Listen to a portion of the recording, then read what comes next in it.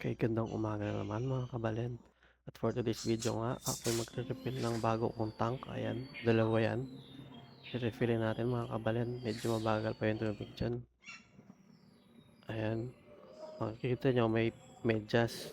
Kasi sinasalak ko yung may kalakalawang na tubig dun sa aming tipo. Ayan, mga hinihintay ko nga dyan mga kabalen ay medyo nagpapakit pa ako. Ayan, oh.